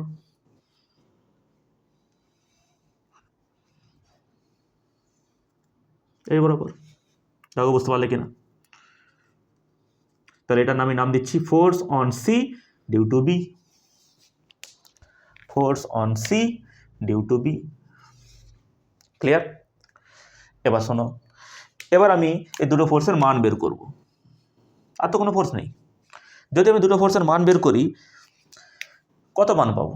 দেখো তো, এফ সি এর মান বের করছি, দিচ্ছি না, তার মানে মানটা বের করছি। তাহলে মান কলমের সূত্র থেকে বের করতে হবে। এখানেও বিন্দু আধান আছে, এখানেও বিন্দু আধান। এফ সি এ মানে হচ্ছে তোমার এ বিন্দুতে রাখা আধানটার জন্য সি বিন্দুতে রাখা আধানের উপর প্রযুক্ত বল। তাহলে এখানে কত ফোর্স লাগবে? তাহলে এই ফোর্সটা বের করার জন্য K Q one Q two by R square করবো। তাহলে হয়ে গেল, দেখো, force K Q one Q two by তাদের মধ্যে দূরত্বের স্কোয়ার। দেখো, এফ সি এ মানে ভালো করে বোঝো, এফ সি এ ফোর্সটা কার জন্য হয়েছে? এ বিন্দুতে রাখা আধানটির জন্য হয়েছে। তাহলে এ বিন্দুতে রাখা আধান আর সি বিন্দুতে রাখা আধানের মধ্যবর্তী যে পারস্পরিক স্থির তড়িৎ বল, সেটাই হবে তোমার এফ সি এ। কী করে বের করবো? From Coulomb's law. তাহলে কত হয়ে গেল এটা? K Q square by X square. যদি আমি এসআই একক বলি তাহলে নিউটন। এখানে কিছু বলা নেই, তুমি আপাতত এসআই একক ধরেই চলো। চলো এসআই একক লিখে দিলাম, নিউটন। এবার আমি যদি বলি এফ সিবি বের করব, এফ সিবির মান বলো। তাহলে এফ সিবি ফোর্সটা কার জন্য হয়েছে? বি বিন্দুতে রাখা আধান আর সি বিন্দুতে রাখা আধানের মধ্যবর্তী পারস্পরিক বল। তাহলে এদের দুজনের মধ্যে পারস্পরিক যে আকর্ষণ বল বা বিকর্ষণ বল, এখানে তো দেখতে পাচ্ছি বিকর্ষণ বল। তাহলে এই বিকর্ষণ বলটা কত? তুমি বলবে স্যার আবার কুলম্বের সূত্র লাগান। তাহলে এফ, এই যে তোমার এই সিবি, এটা কত হবে? কে, যে কোনো একটা আধানকে কিউ ওয়ান বলো, কিউ ওয়ান মানে কিউ, কিউ টু মানেও কিউ, ডিভাইড বাই তাদের মধ্যবর্তী দূরত্বের স্কোয়ার। একেবারে সিম্পলভাবে বোঝো, বেশি ওভার থিঙ্কিং করার চেষ্টা করবে না, ভালো করে বোঝো, সিম্পলভাবে বোঝো। K Q one Q two by R square. যখন আমি এই দুটো আধানের জন্য বলছি, তখন কিউ ওয়ান মানে এটা, কিউ টু মানে এটা, তোমার ইচ্ছা, তুমি যাকে খুশি বলতে পারো কিউ ওয়ান কিউ টু। তাহলে এটার মান কত হয়ে গেল? K Q square by X square.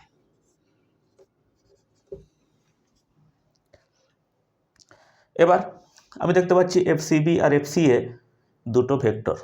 তাহলে দুটো ভেক্টরের যখন আমি নেট বার করব, তাহলে নেট বা লব্ধি ভেক্টরের ফর্মুলা কি? লব্ধি ভেক্টরের ফর্মুলা আশা করছি প্রত্যেকের মনে আছে। তাহলে এফ নেট কত হবে? সি বিন্দুতে রাখা আধানটির উপর নেট ফোর্সের মান কত হবে? F net under root, already তোমরা পড়েছো ক্লাস 11 ভেক্টর চ্যাপ্টারে, F C square plus F CB square plus 2 into F C A F CB into cos of angle between them. তাহলে বলো এই দুটো ভেক্টরের মধ্যবর্তী অ্যাঙ্গেলটা কত? এটা একটা সমবাহু ত্রিভুজ, প্রথমেই বলে দিয়েছিলাম। তাহলে এই কোণটা আর এই কোণটা তিনটেই 60 ডিগ্রি করে হবে কি হবে না? তাহলে এটা যদি 60 ডিগ্রি হয় তাহলে বিপরীত কোণের নিয়ম অনুযায়ী এটাও তো 60 ডিগ্রি হবে। তাহলে এখানে দুটো ভেক্টরের মধ্যবর্তী কোণ কত? 60 ডিগ্রি। দুটো ভেক্টরের মধ্যবর্তী কোণ মানে তাদের টেল টু টেল কানেক্ট করে তাদের মধ্যবর্তী সূক্ষ্মকোণটাকে বোঝায়। আশা করছি এগুলো সব বেসিক তুমি জানো।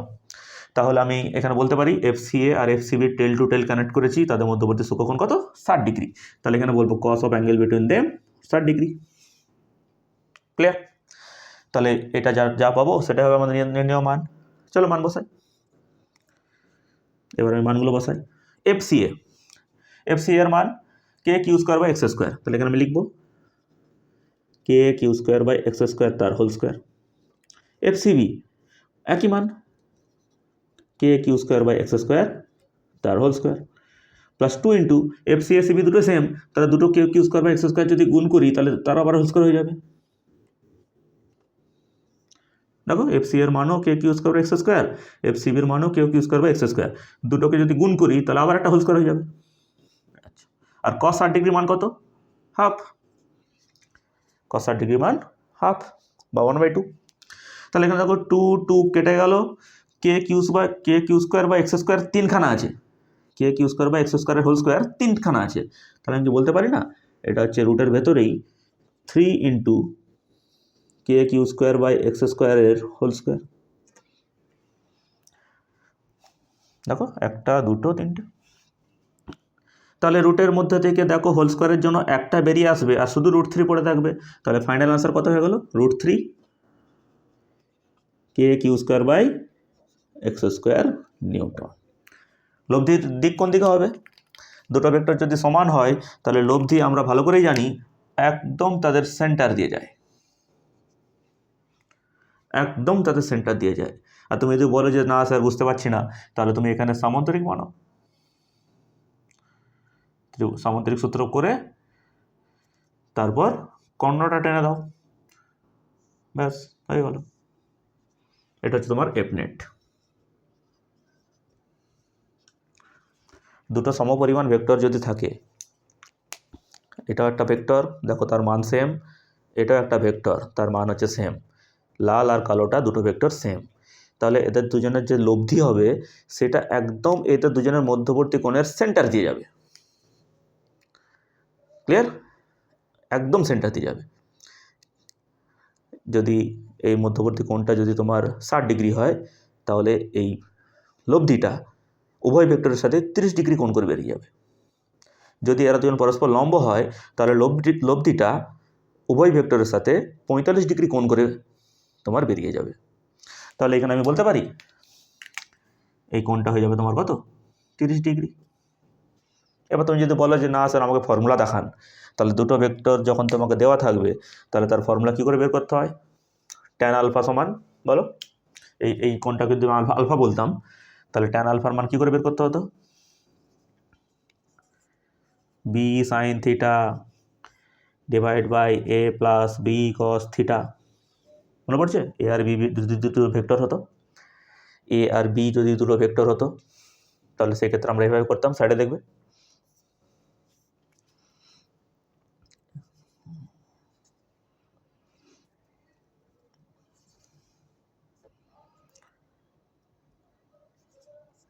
এ আর বি দুটো ভেক্টর, তাহলে এদের লব্ধিটা কেমন হতো? সামুদ্রিক বানিয়ে বিকে সমান্তরাল করে এর মাথা থেকে একটা লাইন আর একে সমান্তরাল করে বি এর মাথা থেকে একটা লাইন, তারপরে এই সামুদ্রিকটা যখন তৈরি হয়ে যেত তখন তার এই কর্ণটা হতো তাদের লব্ধি। এটাকে তুমি রেজাল্ট্যান্ট আর বলতে, দুটো ভেক্টরের মধ্যবর্তী কোণকে তুমি থিটা বলতে কি বলতে না? তাহলে আলফা কোণটা হতো, তুমি বলতে স্যার এই কোণটা হতো আলফা। মনে করার চেষ্টা করো এগুলো, যে দুটো ভেক্টরের মধ্যে কোনটাকে বিটা বলতাম, কোনটাকে আলফা বলতাম, সব কটা যদি তোমার মনে থাকে তাহলে এই ফর্মুলা আশা করছি তোমার মনে থাকবে। তাহলে B sine theta divide by A plus B cos theta যদি আমি এখানে অ্যাপ্লাই করে দিই তাহলে তুমি বলবে বি মানে হচ্ছে তোমার কোন ভেক্টরটা, ভালো করে দেখো একটু, এফ সি এ বলবো, এফ সি বি বলবো, যে কোনো একটা বলবো। এই কোনটাকে যদি বের করতে যাই তাহলে এটাকে বলবো, হ্যাঁ এটার সাথে ম্যাচ করো আর কি জাস্ট। তাহলে এটার সাথে যদি আমি ম্যাচ করি তাহলে কেমন হচ্ছে এটা, এটা হয়ে যাচ্ছে তোমার এফ সি এ। তাহলে এফ সি এ লিখবো, সাইন থিটা লিখবো divide by A plus B cos theta, A মানে হচ্ছে এইটা, তাহলে এফ সি বি লিখবো plus F C A cos 60 degree লিখবো। সব যখন হয়ে গেল মানগুলো বসে দিলে কত হবে, এফ সি এর মান, এফ সি বির মান আর এফ সি এর মান সবকটা তো সেম। তাহলে উপর নিচ থেকে যদি এফ সি এ আর এফ সি বি যাই কমন নিই না কেন, ultimate K Q square by X square তো কেটে যাবে। চলো একবার লিখে দেখিয়ে দিই, K Q square by X square sine 60 degree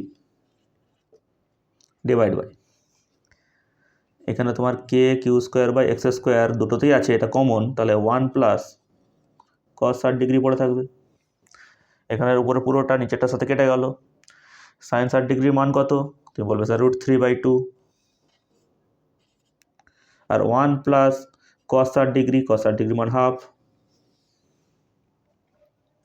কত হচ্ছে এটা √3/2, আর 1 প্লাস 1-2 করলে কত হবে 3/2, 2 কেটে গেল, পড়ে থাকলো √3/3, √3/3 মানে 1/√3, ট্যান আলফার মান 1/√3, তাহলে আলফা কত হয়ে গেল এখান থেকে, ট্যান কত ডিগ্রি মান 30 ডিগ্রি। দেখো বুঝতে পারছো কিনা, এগুলো একেবারে বেসিক।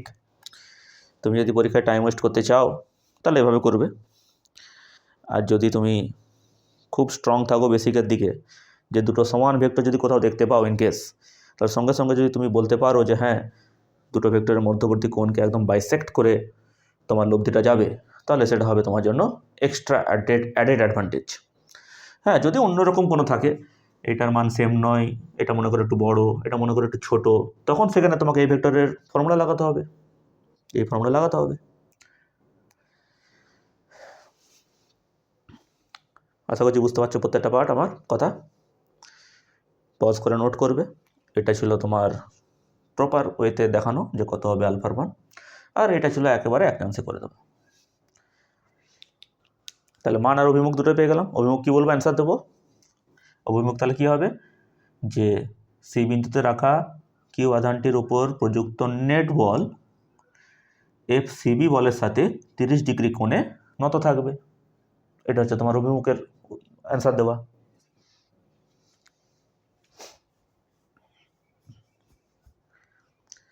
চলো মুছে দিলাম।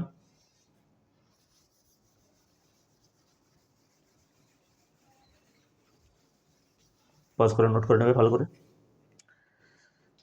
নেক্সট কোশ্চেন নিই, চলো এটার উপর আরও কয়েকটা কোশ্চেন দেখা যাক।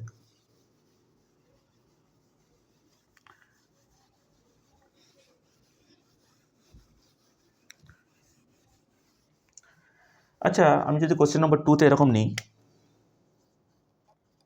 মনে করো তোমার কাছে একটা বর্গক্ষেত্র আছে, মনে করো একটা কাল্পনিক বর্গক্ষেত্র আছে মনে করো। এই বর্গক্ষেত্র আমি নাম দিয়ে দিচ্ছি প্রত্যেকটা শীর্ষবিন্দুর এ বি সি ডি। এই বর্গক্ষেত্র আমি 4টে বিন্দুর নাম দিয়ে দিলাম, এবং 4টে শীর্ষবিন্দুতে 4টে বিন্দু আধানও রেখে দিলাম। মনে করো প্রত্যেকটাতে আছে Q1 বা কিউ কিউ আধান করে আছে, মনে করো কিউ কিউ, এখানে আছে মনে করো -Q, এখানে আছে মনে করো কিউ। ভালো করে দেখো, 3টে আধান ধনাত্মক, একটা ঋণাত্মক। আচ্ছা তো এই 3টে ধনাত্মক, একটা ঋণাত্মক আধান। এবার যদি আমি তোমাকে একই কোশ্চেন করি যে সেই বিন্দুতে রাখা আধানটির উপর মোট প্রযুক্ত বলের মান ও অভিমুখ নির্ণয় করো, তাহলে এবার কী করে করবো। মনে করো তোমাকে এখানে বলে দিয়েছে যে বর্গক্ষেত্রের প্রত্যেকটি বাহুর দৈর্ঘ্য হচ্ছে এক্স, বর্গক্ষেত্রের প্রত্যেকটি বাহুর দৈর্ঘ্য হচ্ছে এক্স। চলো পরপর করা যাক। তাহলে এখানে আমাকে উপরিপাতনের নীতি লাগাতে হবে আবার। আবার উপরিবর্তনের নীতি মানে কি?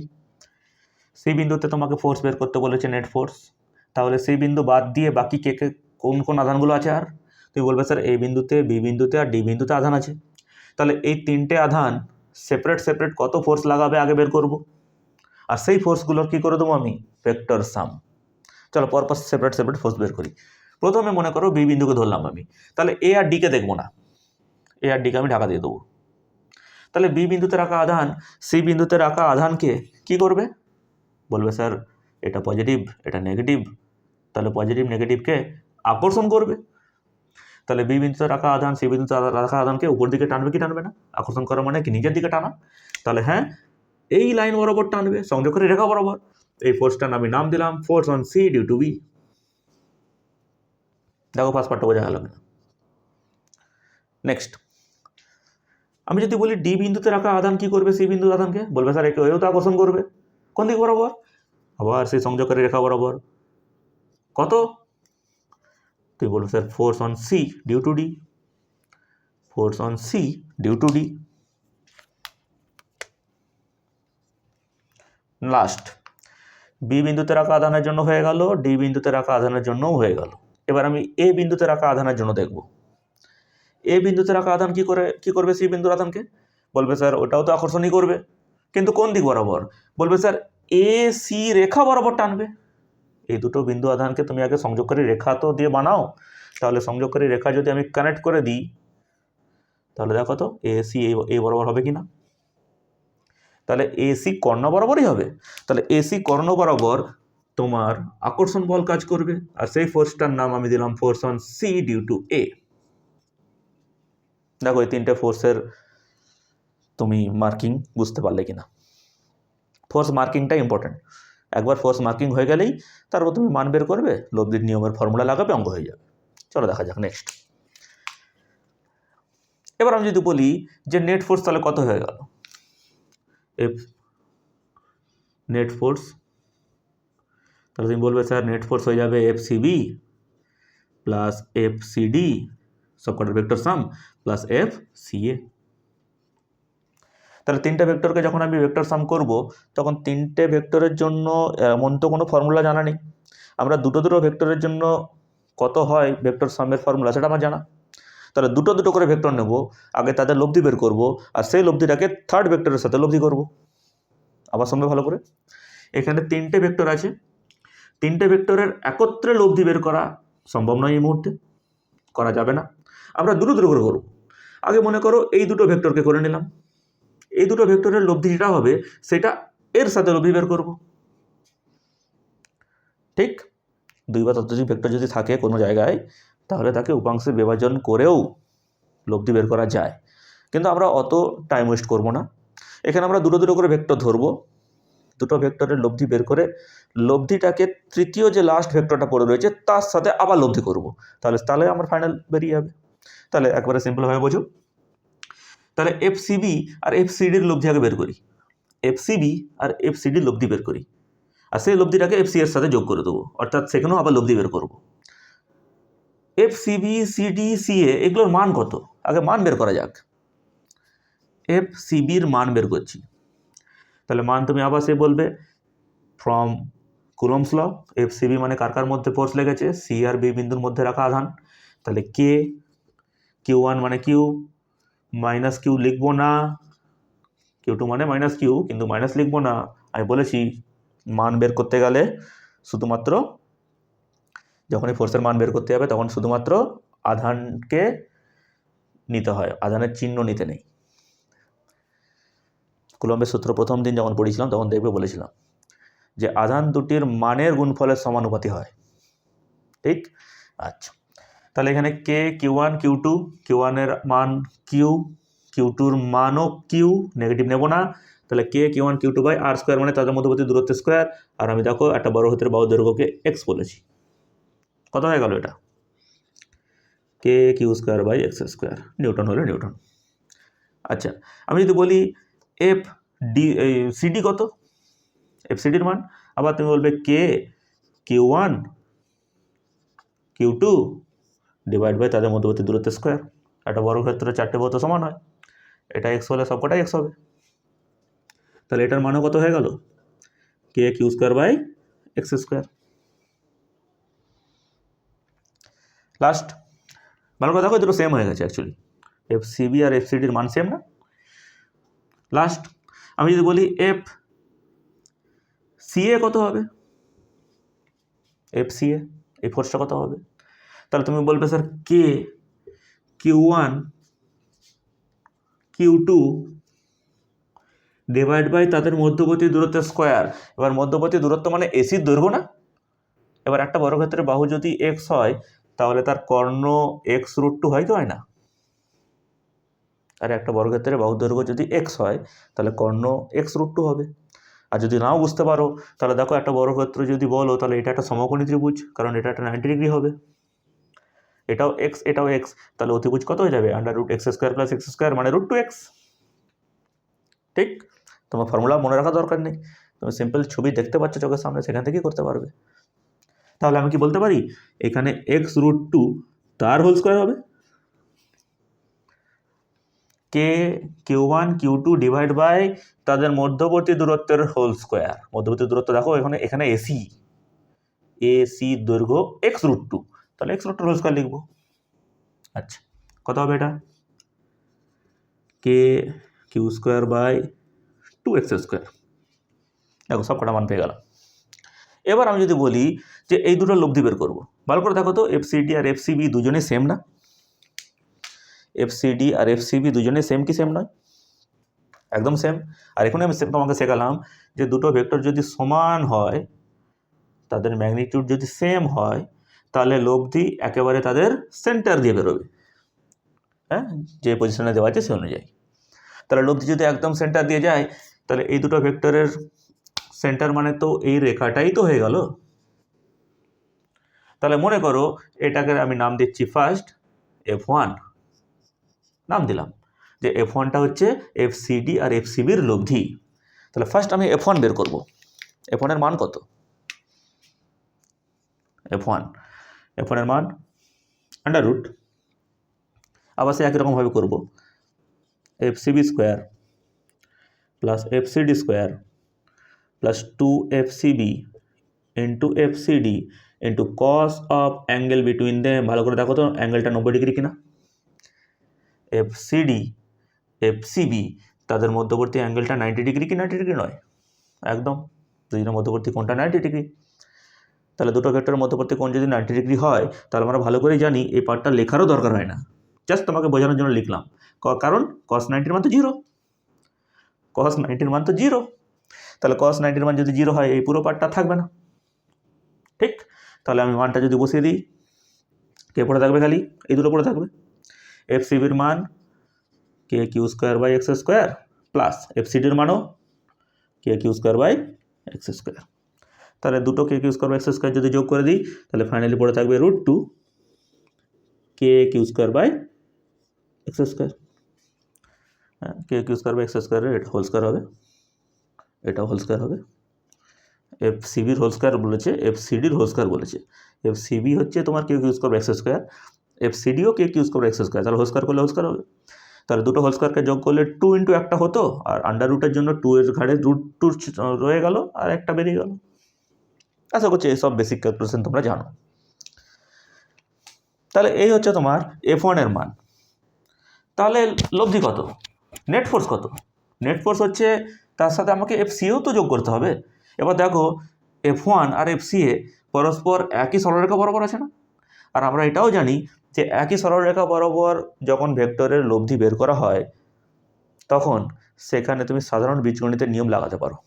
মানে মনে করো একটা ভেক্টর এই বরাবর আছে আর ওই একই সরলরেখা বরাবর আরেকটা ভেক্টর আছে, তাহলে এই দুটো ভেক্টরের লব্ধি বের করার জন্য তোমাকে এরকম আন্ডার রুট করে করারই দরকার নেই, তুমি সিম্পল তাদেরকে যোগ করবে, সমদিকে আছে যোগ করে দেবে, যদি বিপরীত দিকে থাকে তাহলে বিয়োগ করবে, বড় থেকে ছোটোর বিয়োগ, মনে করো একটা বড় আছে একটা ছোট আছে, তাহলে বড় থেকে ছোটোর বিয়োগ হয়ে যাবে।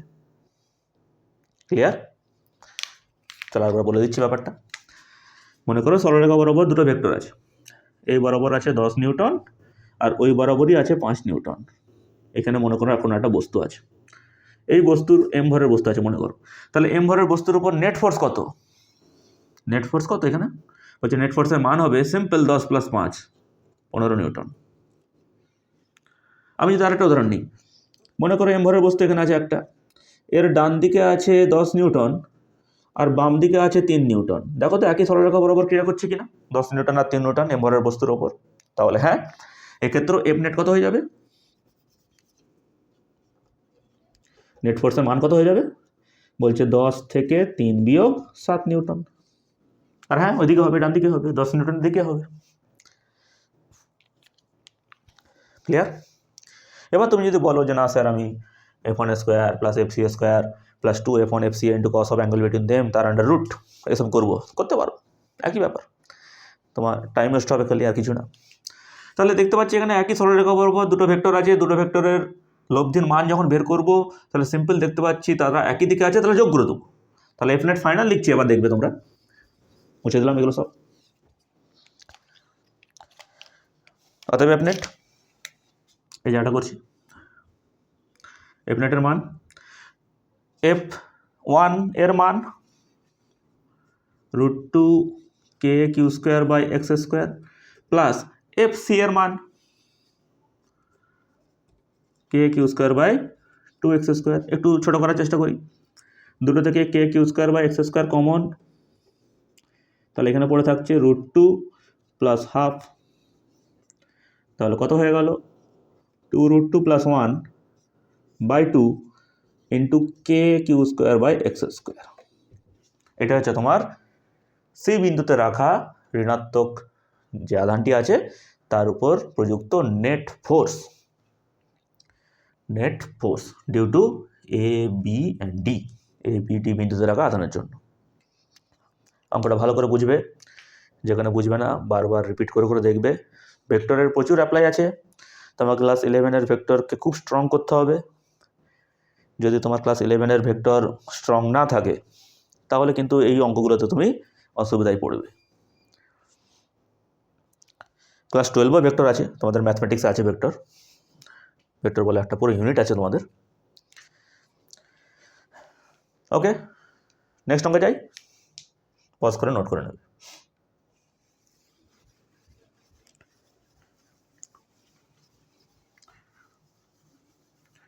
কোশ্চেন নম্বর 3 দেখো,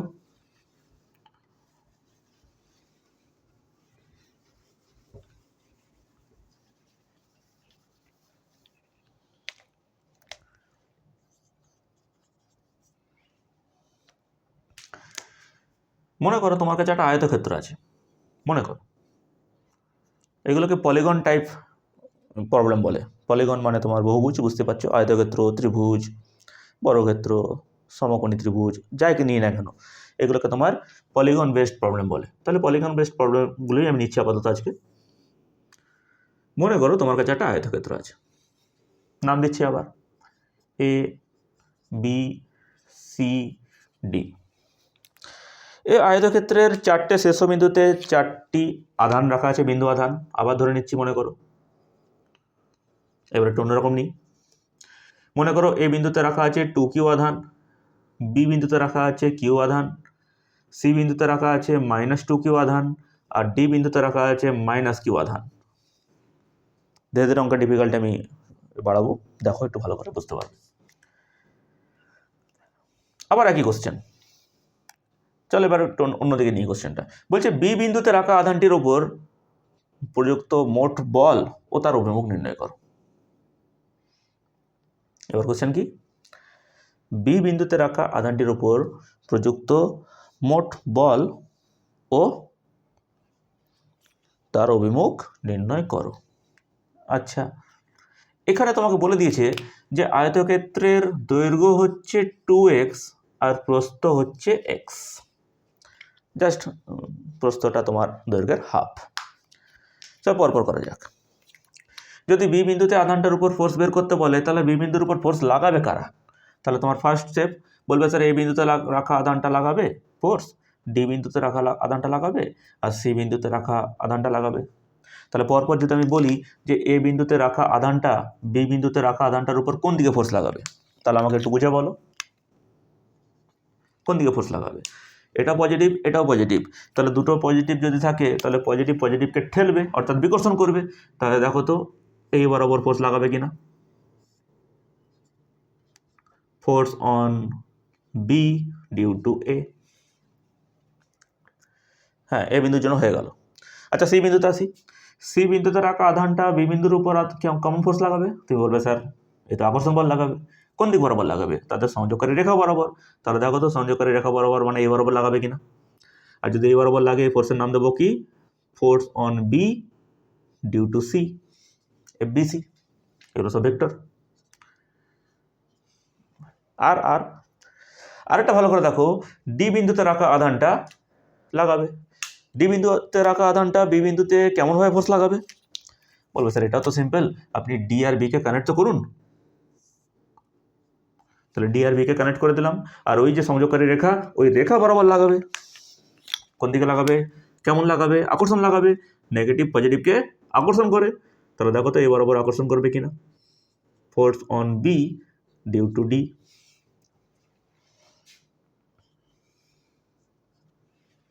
আশা করছি ফোর্সের মার্কিংগুলো বুঝে গেছো তুমি। এবার কাজ হচ্ছে আমার মান বের করা। তাহলে ফোর্সের যদি মানগুলোকে আমি বের করার চেষ্টা করি একটু, তাহলে এফ বি এর মান কত? এফ বি এ,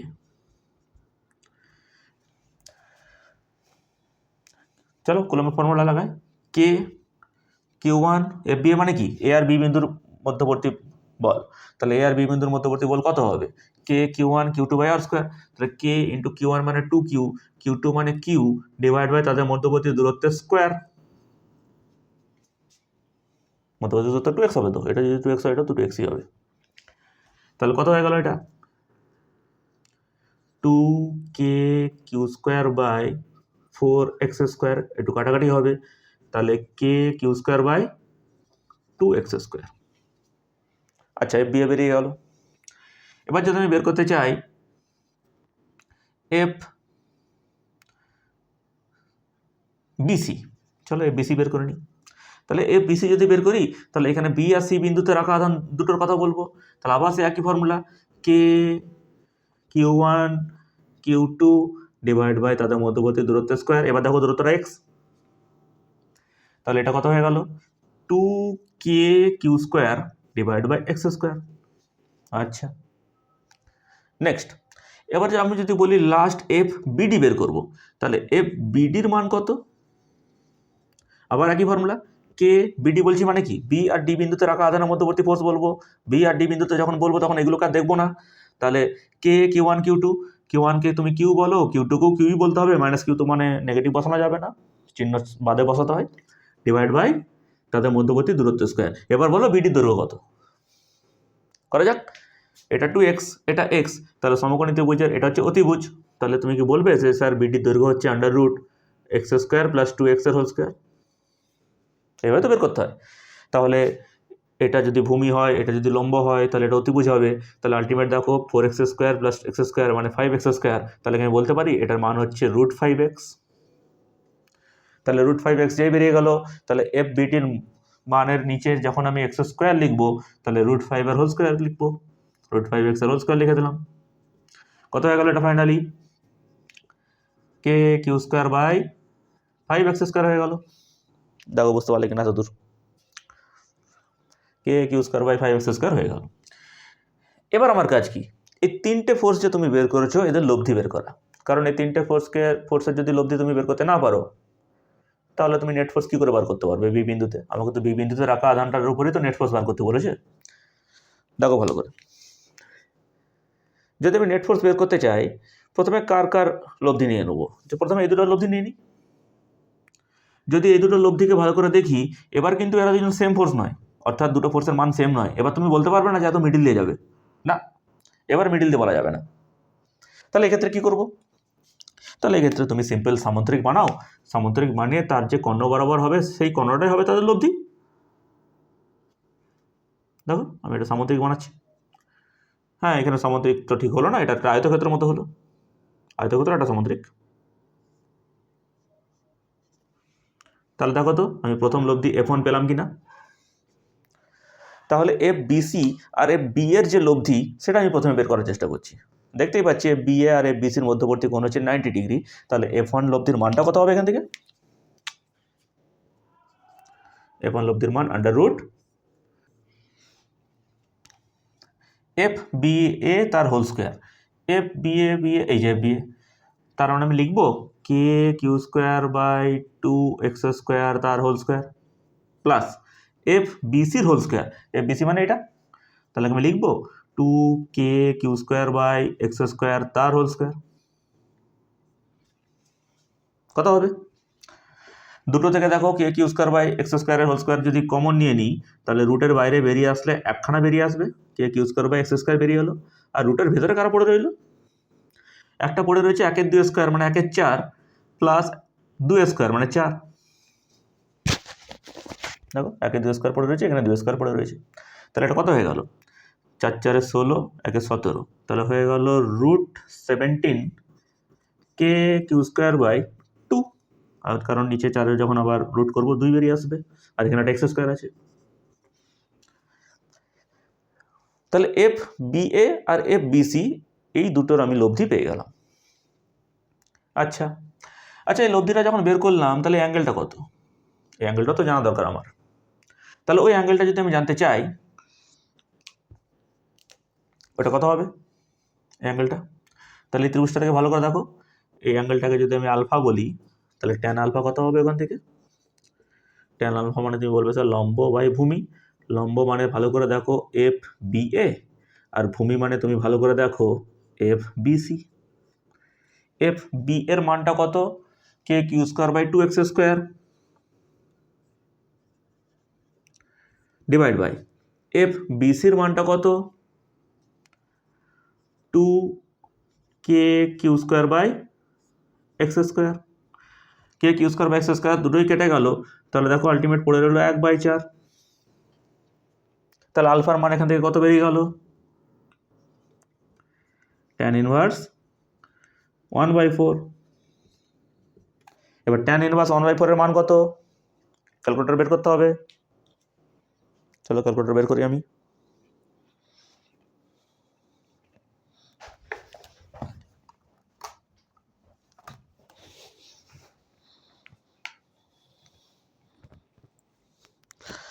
tan ইনভার্স 1/4 এর মান কত যদি আমি ক্যালকুলেটর বের করি?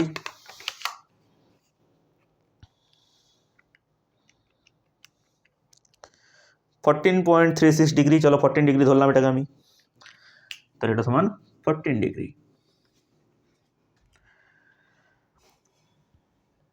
ক্লিয়ার? আশা করছি এতটুকু বুঝতে পেরেছো তুমি। এবার F1 আর FBD এই দুটোর লব্ধিটা বের করে দিলে সেটাই হবে তোমার বি বিন্দুতে রাখা আধানটির উপর নেট ফোর্স। তাহলে বি বিন্দুতে রাখা আধানটির উপর নেট ফোর্স বের করতে যাবো। অতএব এফ নেট ডাইরেক্ট লিখছি √ কি হবে? F1² plus FBD² plus 2F1 FBD into cos of angle between them. এবার এখানেও বোঝার ব্যাপার আছে, এই কোণটা আলফা যেটার মান বের করেছি, এই কোণটা কত? যদি ওই কোণটা বের করে নিই তাহলে আলফার সাথে ওটাকে যোগ করব, তবেই F1 আর এই বিডির মধ্যবর্তী নেট কোণটা বের করতে পারবো, মানে মোট কোণটা বের করতে পারবো। তাহলে একটু ভালো করে দেখো, এই সমকোণী ত্রিভুজটার দিকে যদি তাকাই আমি, তাহলে এই কোণটার ক্ষেত্রে কি লিখতে পারি? চলো এই কোণটার নাম বলছি বিটা মনে করো। তাহলে এই কোণটার জন্য ট্যান বিটা কত লিখতে পারি? ট্যান বিটার জন্য বলতে পারি লম্ব বাই ভূমি, অর্থাৎ 2x বাই এক্স। এক্স কেটে গেল, তাহলে বিটার মান হয়ে গেল দেখো ট্যান ইনভার্স 2। আর ট্যান ইনভার্স 2 এর মান কত যদি আমি ক্যালকুলেটর আবার বের করি? 63.43 ডিগ্রি। 63.43 ডিগ্রি। তাহলে মোট অ্যাঙ্গেলটা কত? 63.43 এর সাথে 14 ডিগ্রি যোগ করতে হবে। আলফা প্লাস বিটা হচ্ছে তোমার মোট অ্যাঙ্গেল, দেখো ভালো করে।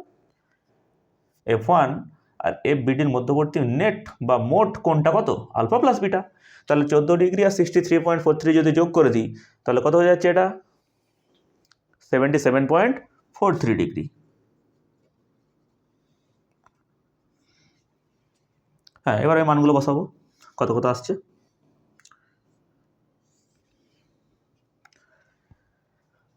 কত আছে F1 এর মান? F1² দেখো F1 এর মান এটা আমি পেয়েছিলাম, তাহলে F1 স্কোয়ার করে দিলে কত হবে 17/4 আর K Q square by X square তার হোল স্কোয়ার। বিডির মান 1/25 into K Q square by X square তার হোল স্কোয়ার প্লাস 2 F1 যদি করি √17/2, F2 মান আগে থেকেই বসিয়ে দিচ্ছি, এই বিডির মানটা আগেই বসিয়ে দিচ্ছি 1/5, আর দেখো দুটো থেকেই K Q square by X square থাকবে, তাহলে এটার হোল স্কোয়ার হয়ে গেল। আর cos 77.43 ডিগ্রি, চলো লিখিয়ে রাখি cos 77.43 ডিগ্রি। এবার যদি আমি বলি এই পুরোটা থেকে কত কমন যাবে এবং বাকিগুলো ক্যালকুলেশন করলে কত হবে সেটা আমি একবারে করব।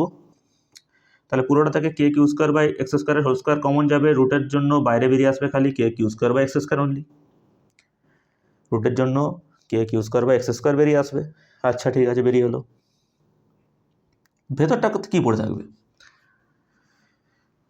ভেতরে কী পড়ে থাকবে, তুমি বলবে স্যার 17/4 পড়ে থাকবে, প্লাস 1/25 পড়ে থাকবে, প্লাস এখানে 2 2 কেটে গেছে, পড়ে থাকবে √17/5 ইন্টু cos 77.43 ডিগ্রি। এই পুরো মানটাকে যদি ক্যালকুলেশন করে তাহলে কত হবে, চলো আমরা ক্যালকুলেটর করব। cos 77.43 into √17 divide 5 plus 1/25 plus 17/4 under root answer 2.114। তাহলে এটার মান কত হয়ে গেল 2.114 K Q square by X square. দেখো তোমাকে এরকম ধৈর্য ধরে অঙ্কন করতে হবে। হ্যাঁ, পরীক্ষায় হয়তো এরকম ডাটা দেবে না, আমি তো র্যান্ডমলি ডাটা নিয়েছিলাম, তো র্যান্ডমলি ডাটা নিয়েছিলাম বলে তোমার এই অ্যাঙ্গেলগুলো দেখে একটু অস্বস্তি হতে পারে যে কেমন কেমন অ্যাঙ্গেল বেরোচ্ছে, কী বেরোচ্ছে, কিন্তু ওটা ইম্পর্টেন্ট নয়। ইম্পর্টেন্ট হচ্ছে তোমার ধৈর্য কত। তুমি যত ভালো ধৈর্য ধরে অঙ্ক করতে পারবে, যত তুমি ভেক্টরকে খুব ভালোবেসে পড়ে যদি থাকো, তাহলে এসব অঙ্ক তোমার কাছে কিছুই মনে হবে না। এটা করতে কতক্ষণ লাগবে আর, ঠিকই ঠিক নয়? পরীক্ষার ডাটা এমন সেট করা থাকে যাতে তোমার ইজিলি অঙ্কটা হয়ে যায়, তো সেক্ষেত্রে তোমার অত টেনশন নেওয়া দরকারই নেই। এটা জাস্ট প্র্যাকটিসের জন্য আমি তোমাকে একটা রেকমেন্ডেশন দিতে পারি। তাহলে দেখো এফ নেটের মান পেয়ে গেলাম K Q square by X square এবং তার সাথে কত 2.114 গুণ আছে। ঠিক, আশা করছি তুমি অঙ্কগুলো বুঝতে পারছো। আর নেট ফোর্সটা তাহলে কোন দিকে হবে, এটা আর এটারকে নিয়ে তুমি সামুদ্রিক বানাবে, প্রায় দেখবে এরকম কিছু একটা হবে, এদিকে বরাবর হবে বা এদিকে বরাবর হবে। তাহলে এই ছিল আমাদের এফ নেটের মান। অ্যাঙ্গেলটা আমি তোমাকে বাড়ির কাজ দিলাম, অ্যাঙ্গেলটা তুমি বের করার চেষ্টা করবে যে নেট ফোর্সটা তোমার এফ বিসির সাথে অথবা এফ বিডির সাথে অথবা F1-এর সাথে কত অ্যাঙ্গেল করে থাকবে, এটা হচ্ছে তোমার বাড়ির কাজ।